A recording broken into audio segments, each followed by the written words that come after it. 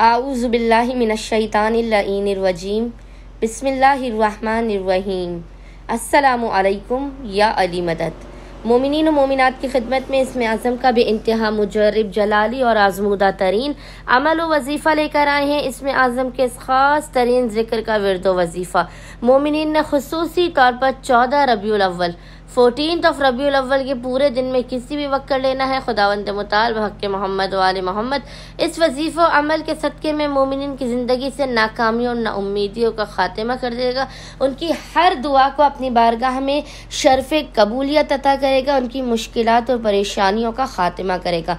वो इसमें आज़म क्या है कि जिसकी मोमिनीन ने 14 रबीउल अव्वल 14 रबीउल अव्वल के पूरे दिन में किसी भी वक्त तिलावत कर लेनी है। अव्वल व आखिर 3 मरतबा दुरूद के दरमियान में आपने 100 मरतबा 100 टाइम्स इस जिक्र की तिलावत करनी है। और वो जिक्र क्या है? वो जिक्र है या रब्बो या हक्को, या रब्बो या हक्को। मोमिनीन ने 100 मरतबा एक तस्बीह जिक्र की तिलावत करनी है। खुदावंद मुताल बहक़ मोहम्मद वाले मोहम्मद इस जिक्र के सदक़े में मोमिनीन की हर हाजत को अपनी बारगाह में कबूल व मकबूल कर देगा। बला मुसीबत और परेशानियों का खात्मा भी कर देगा। अल्लाहुम्मा सल्ली अला मुहम्मद व आले मोहम्मद वाज्जिल फराजहुम अजमाइन।